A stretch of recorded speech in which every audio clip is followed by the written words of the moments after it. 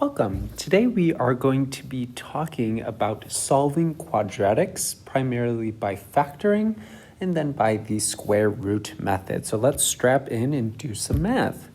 Taking a look at this first example right here, this should seem fairly familiar to you. You have something squared plus something x plus some constant, or in other words, it's in the form ax squared plus bx plus c, where a is equal to 1, c is equal to 12, and b is equal to 7. I don't know why I did those out of order, but let's get started. My first thought to do is I'm going to need to set up my little table and figure out which number multiplies to the first number times the last number, or in other words, positive 12. And then we have to figure out which two factors add to 7. So if I'm just thinking about factors, right? 1 and 12 are a factor. They multiply to 12, but they don't add to 7. Same thing with 2 and 6. It's closer, but not quite. Oh, there it is. 3 and 4, they multiply to 12 and add to 7. Those are my two factors. Notice here how the one thing that's different from these kinds of problems that we've been working on in the past where we've done factoring is this part where it's equal to 0. That's how you know you're going to be solving this quadratic, is when it's equal to 0. The steps still kind of remain the same. So it's still 0 is equal to, I'm going to set up my two parentheses. X goes in for the first term because if we're thinking about factoring, our first step is going to be the first times the first, which gives us our x squared for my first term. And then my other two numbers are the two factors that I got from my table. So this becomes x plus 3, and this is x plus 4. Just doing a quick check in my head, I'm going to redistribute until I get back up to the original one. Yes, I do, so I'm good. Here's where the new stuff comes in. So we have something called zero product property.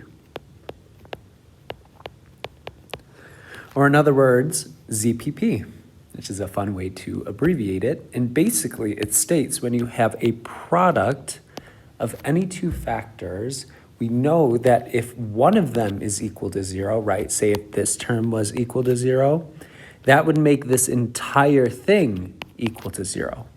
So that's kind of the key idea of zero product property. Let's see it in practice. So all we're going to do is individually set them equal to 0. So in other words, x plus 3 is equal to 0, and x plus 4 is equal to 0. I kind of like to call these your baby equations, just because, I don't know, they're small little baby equations that you break off from a larger one. And then the last step is just to solve them. So I'm going to subtract 3 on both sides, so I get that x is equal to -3. And same thing, I get that x is equal to -4. So my two answers are -3 and -4. Whenever you have a quadratic, you're always going to get two answers. Okay, so that's our first one. Let's take a look at B. B is very similar, right? We have something squared, we have a constant, and we have an x term. But the thing is here, in order to solve a quadratic, we first need to make sure that one side is still equal to 0, as we saw in part A.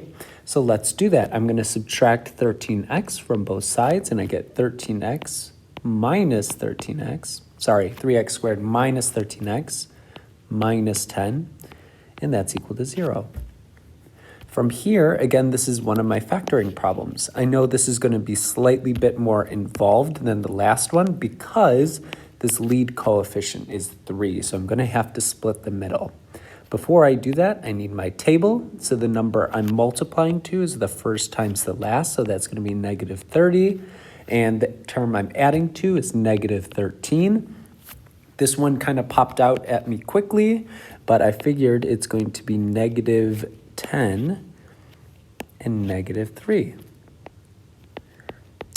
Oh, but I noticed that these two, they do not multiply to -30. So in fact, even though they add to -13, they do not multiply to -30. So I next need to consider some other factors of 30. Say 2 and 15. Will that work? Oh, that looks like it's definitely closer. One of them still has to be negative to multiply to the negative 30, so I know the 15 must be negative. And that gives me my two factors that work. Once I have my two factors, since the lead coefficient is 3, I'm going to split the middle term.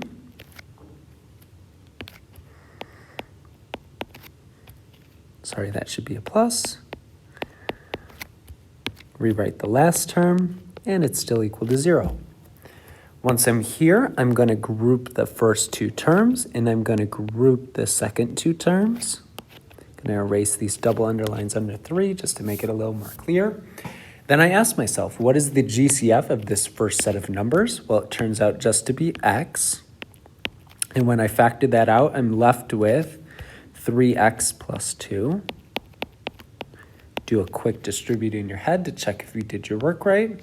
Then I'm asking myself the same question. What is the GCF of these two numbers? And it turns out it's going to be negative 5.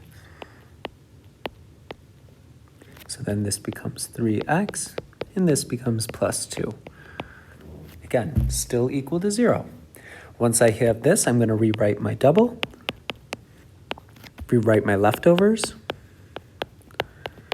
and then it's just 0 product property, right? I have two parentheses that are multiplied together, and they equal 0. So I can set them individually equal to 0.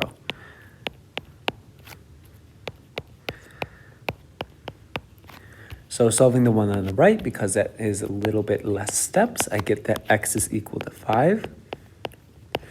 For the right-hand one, feel free to show some work from this, but I can do it in my head. I'm going to subtract 2 and then divide by 3. So my x is equal to negative 2/3.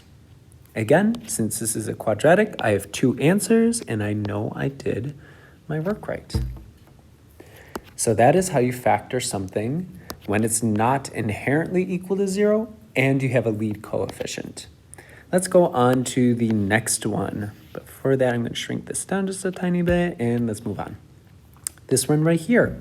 You should be immediately suspicious of this because I see there's a 2, and a 12, all of which are divisible by 2. So what I'm going to do is factor it out. GCF goes on the outside, and I'm going to rewrite the leftovers. So this is x squared, this is plus x, and this is still minus 6. If you like, you can divide both sides by 2. So 0 divided by 2 is 0. And that's still equal to x squared plus x minus 6. Now we're in familiar territory. I can solve this quadratic by figuring out the numbers that multiply to negative 6 and adds to positive 1. Those two factors are positive 3 and negative 2. Rewriting this phrase as a product, it's going to be x plus 3 times x minus 2. From here, I'm going to use my 0 product property and get my little baby equations. Specifically, x plus 3 is equal to 0 and x minus 2 is equal to 0. And then just rewriting as you get x is equal to negative 3 and x is equal to positive 2. It's okay with me if you jump from here to here. Just be careful with your mental math. So let's go on to D. D right here, very similar. I'm going to want to get a side equal to 0. So I'm going to subtract 12, and I get x squared minus 4x minus 12 is equal to 0. Again, finding a number that multiplies to negative 12 and adds to 4, that's going to be negative 6 and positive 2.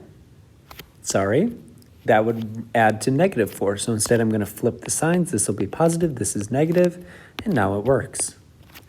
I don't need to split the middle here since the lead coefficient is 1, so I just hop right to my two parentheses. X for my first term, and then my two products, or my two factors, become the numbers. And 0 product property, I get that x is equal to negative 6 and x is equal to positive 2. You can either write it as two equations or you can kind of put it together separated by a comma, just like this. Just know it's not an ordered pair. It's not an x comma y. It's x is equal to negative 6 and x is equal to positive 2. I'm actually going to take a second just to skip over E. I'll come back to it in just a second. Let's take a look at F. F is still, we're trying to find one number that multiplies to 30 and adds to 11. It is going to be 5 and 6. Two factors, again, lead coefficient is 1, which is awesome for us. So this becomes x plus 5 and x plus 6. Setting these individually equal to 0, because of zero product property, we get that x is equal to -5 and x is equal to -6. Just a reminder, one way you could check to see if your answer is right is you could plug it into, for x, those two numbers, and you should get that this entire thing is equal to 0. So that's one way you can check your answer.